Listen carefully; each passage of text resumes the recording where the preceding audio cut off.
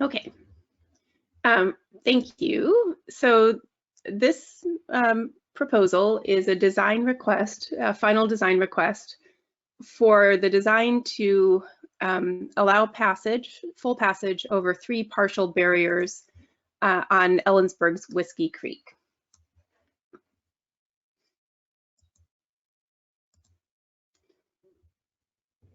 So altogether, the 3 barriers are on 1/10 of a mile of stream here on kind of the northwest corner of Ellensburg, just by the intersection of Reeser Creek Road and University Way.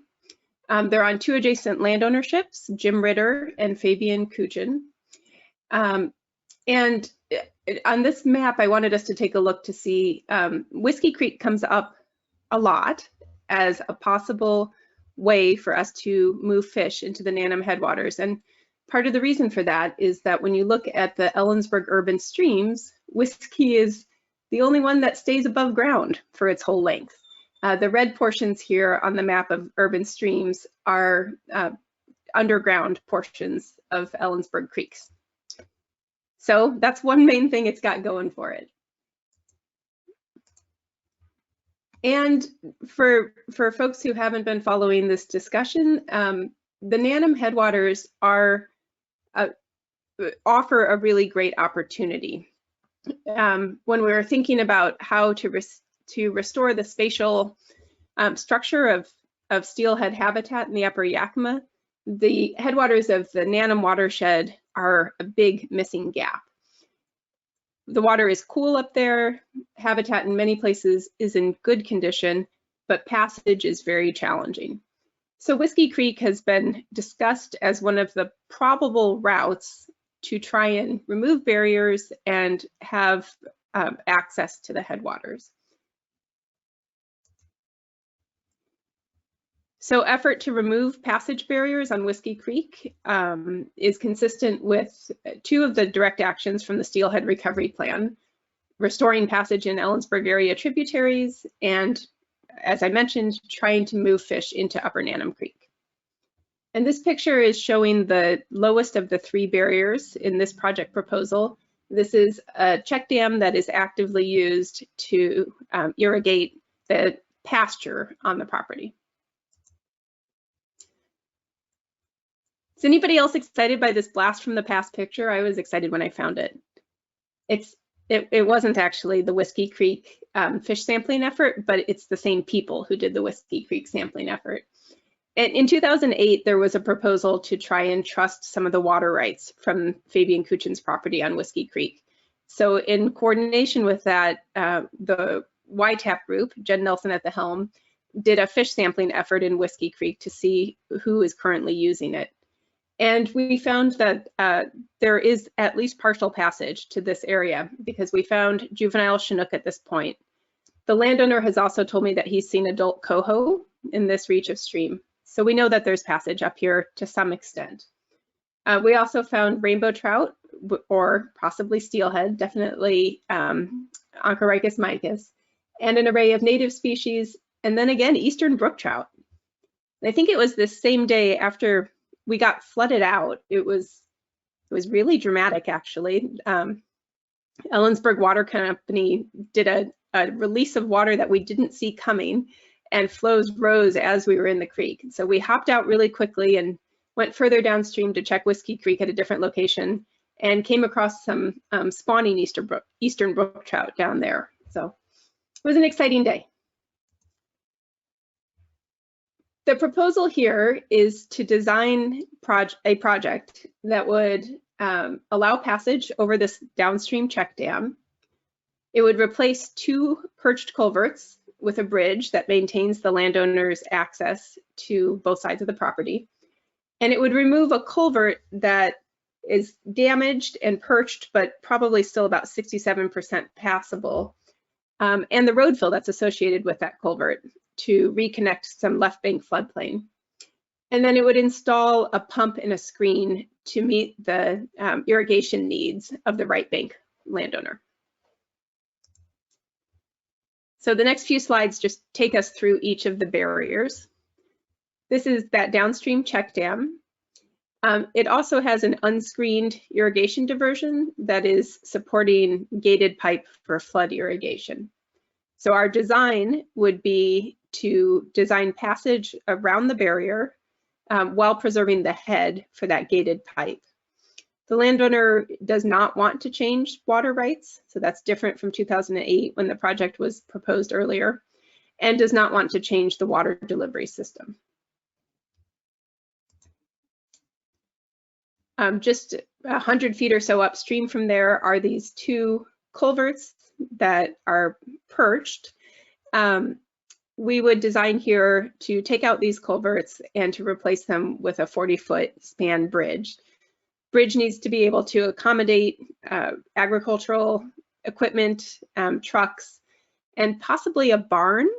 The new landowner on the right floodplain is hoping to purchase and move a barn from the left side of the creek and move it over the creek and put it on his property. So that'll be a nice test of the load limit on whatever we install there. And then at the upstreammost barrier, there's this damaged culvert that might have originally been part of a train, according to the landowner. The access at this spot is not needed anymore. This is an old road that predated the construction of the new Reeser Creek Road and Dry Creek Road. So this culvert can be fully taken out, and we can remove the road embankment to the east of the culvert, which will allow us to reconnect just about 9/10 of an acre of left bank floodplain and put native vegetation there to replace the reed canary grass and teasel that is currently dominating it. And I have checked in with the Puget Sound Energy. They're comfortable with us taking out this road as long as they can access from either direction to get to their power poles. So we would probably be going up to about here so they can access this one, and then we're fine to go all the way. So, yeah, so we'd be able to take out from the culvert to here. So upstream barriers from this site, the closest upstream barrier is the siphon on the Ellensburg Water Company crossing. And Kittitas Conservation District is currently working on the replacement of that. I believe the designs are complete, but there are some politics, some fairly significant politics that are need to be resolved before the construction can proceed. And Anna, if you're on, feel free to jump in if I've misrepresented that situation. Okay, hearing no jumping. When that barrier is rectified, then the next one upstream will be two agricultural barriers on Whiskey Creek on this parcel. So a mile upstream from the barriers that are proposed here. And then the next significant road infrastructure barriers are 3 miles upstream on Hungry Junction Road.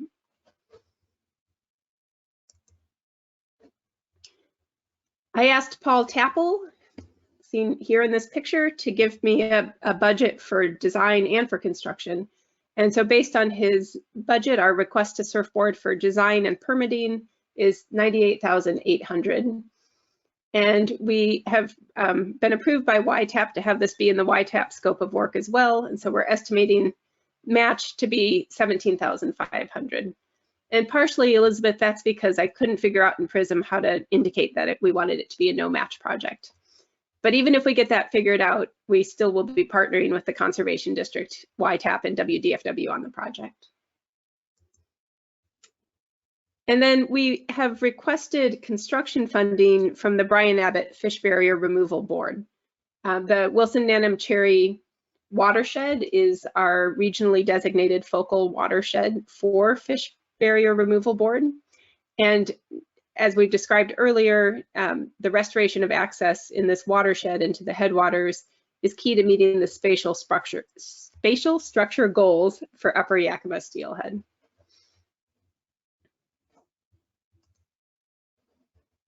I usually think that when things are irrigation related, I defer to the Conservation District, and so I'm really glad that they are partnering with us on this. But I just wanted to maybe remind myself that we have recently replaced 2 culverts that were similar in size with a prefabricated bridge, and we've seen good success from this project. So I'm excited to move forward with the design for these 3 barriers to see similar results. So with that, I'll take a look at the questions. Anna said yes, politics are correct, and Sean said it's not just politics, there's also a lawsuit. Elizabeth said, can you finish design in 18 months? Yes, Elizabeth, we can. Thanks, Elizabeth. Other thoughts or questions on Whiskey Creek?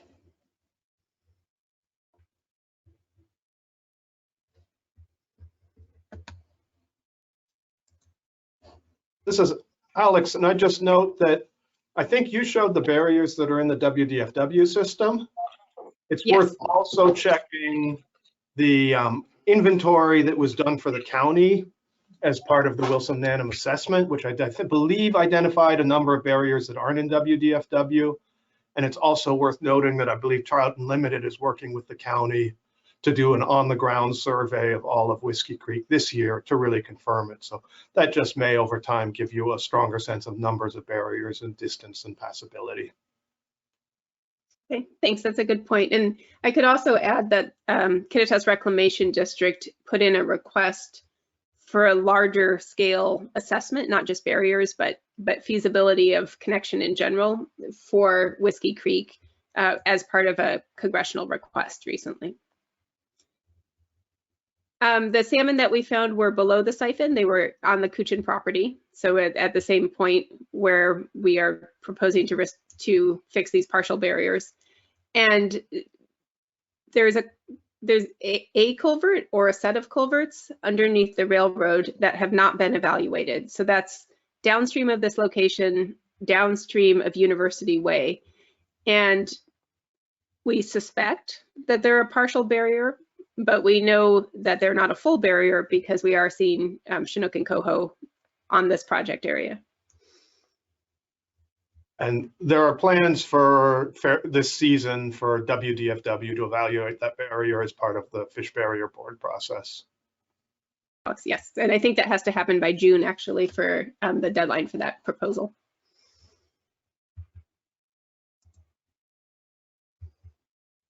Any other thoughts or questions about Whiskey Creek barriers?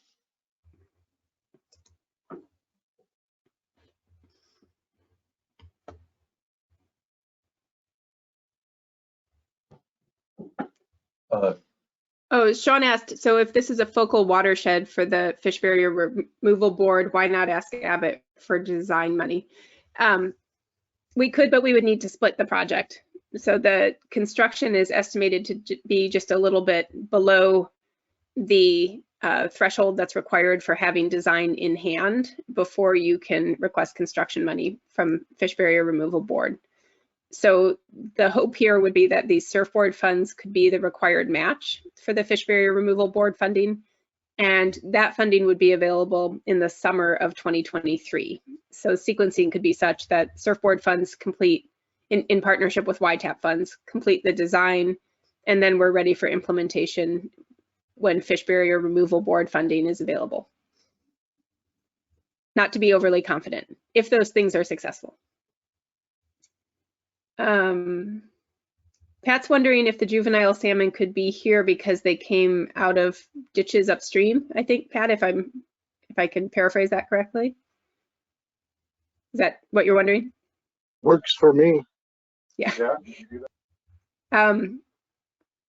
I guess it's possible. Yeah, I don't know. I don't know how we could tease that out. I was heartened by the landowners telling me that he had seen adult coho in here. That makes a lot of sense to me, but it was nice to hear that firsthand observation.